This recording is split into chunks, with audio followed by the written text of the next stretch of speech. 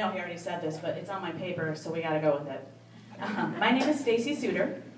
I am a 36-year-old mother of two.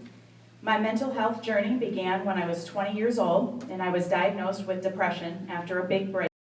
It was about 6 months before what would have been wedding, but my mother says the most thankful breakup ever. There would be a 14-year gap in time before a much larger diagnosis would occur. A lot of things can happen in 14 years, too. Throughout that 14 years, this is one of my ad-libs, I managed to rack up way more credit card debt than I could ever possibly pay off on my own. Might have gotten myself into a little bit of trouble. From the time I turned 21, I began to drink very heavily, and I partied a lot.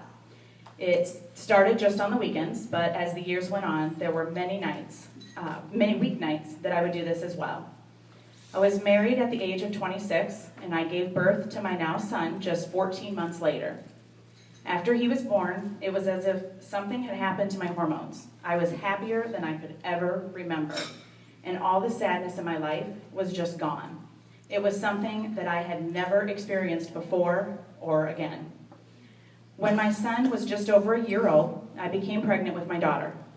I did not cope well at all with this pregnancy, emotionally, and those feelings of happiness that had not long ago overcome me were completely and simply gone. From the day I returned home from the hospital, I would repeatedly tell my husband that something was just not right. I couldn't explain it. I knew that my hormones were a mess, but I didn't know why or how to fix it. I had multiple visits to my OBGYN, but nothing ever became of it except for talk of a possible hysterectomy.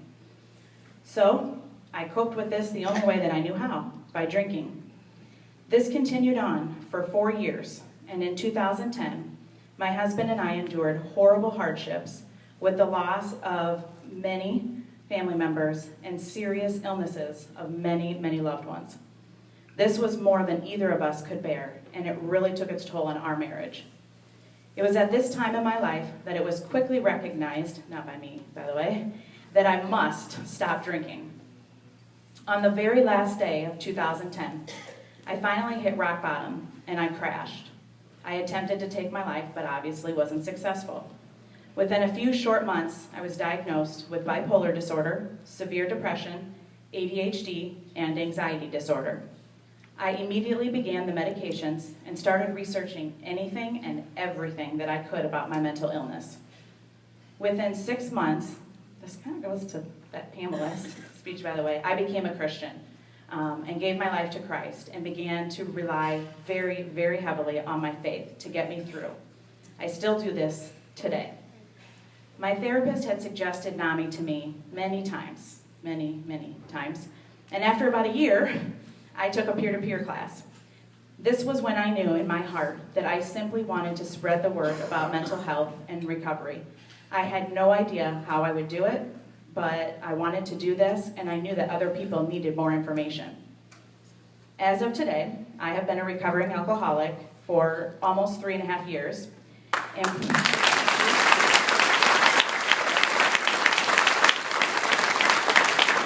I've been living in recovery with my mental illness for 1.5 years. And I give all thanks on that to my medication, to my faith, and to my therapy. I was blessed enough to meet someone at NAMI who knew about the upcoming role of a peer support specialist. I first became involved, though, as a member, and still am, of the advisory committee with the Iowa Office of Consumer Affairs, and I still maintain this involvement as it keeps me very up to date and very current in all of the mental health that goes on within our state. This past June, I did receive the training as a peer support specialist and currently work with Vera French. They refer clients to me to go out into the community and work with. This job is life-changing because it allows me to share my journey, my pain, and the tools that I use to reach my recovery. I assist these clients in setting their goals, and I encourage and inspire them to keep working on meeting their goals. Working as a peer support specialist reminds me the importance of staying on top of my own illness. Above all, being among peers reminds me that I am not alone. None of us are. That is an awesome feeling compared to the one that I had when I first unknowingly developed my illness, which, by the way, was found to be after the birth of my second child. Having a peer support specialist, I believe, is one of the most powerful recovery tools that anyone could have. There is no feeling better than that of being with someone who has been there and that really understands. I would love to end this story right here, but unfortunately, that is not the direction that my life has taken. My marriage suffered great struggles with everyday life, but the weight of an undiagnosed mental illness and the immense changes in who I became, which were all good, by the way, after the medications really added an amount of weight to the marriage. I talked many, many times from the time that I was diagnosed on to my husband about seeking education, seeking a family-to-family group, to educate himself and really, really know and understand what I was going through, what his role was. But he unfortunately chose not to do that. So 5 months ago, after the marriage seemed way too strained to continue on any further, and after just about 10 years of marriage, I did file for divorce. I bring this up simply because what has come after? My husband has decided not to leave our family home, leaving all of us currently still living together. This is a very unhealthy living situation for anyone, much less for someone who lives with mental illness. It feels as if every single day there is a new challenge. What I have found is that with the coping skills I already had and the training as a peer support specialist, I am able to use these strategies to get over each mountain as it comes. I am able to prevent relapse each time that a dark cloud looms because of the opportunities to hear the stories of my peers, of their struggles, and the training that I received. There is no way in the world I would like to tell you that it's been easy. Of course it hasn't. But as often as I share with my clients, we all have to hold on for a day, an hour, or in my life right now, a minute. Keep holding on. I refuse to give up because I have now been able to see the impact that the impact that my own recovery has had on other people. Walking alongside a peer through their journey is something that helps us both to remember that we are not alone in this. As I stand here right now, the inside of me is broken into a million little pieces. My life is a bigger train wreck than it ever has been before. And I can honestly say, I'm not quite sure how it is. I even pull myself out of bed in the morning. Although I do have those 2 kids and I gotta feed them. But I do. I still get up. As much as I don't want to believe that I can keep on going, I do.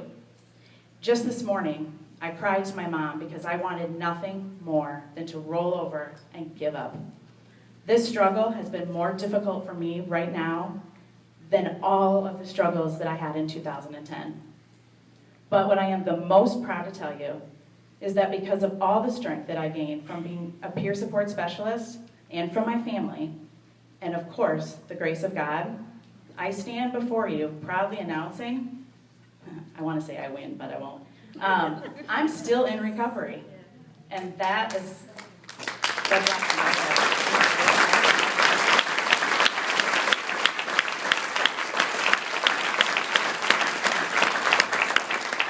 And if I had had a peer support specialist when I first was diagnosed, man, I could have come a lot farther, a lot faster, but they didn't have them then, so that's all I have to say.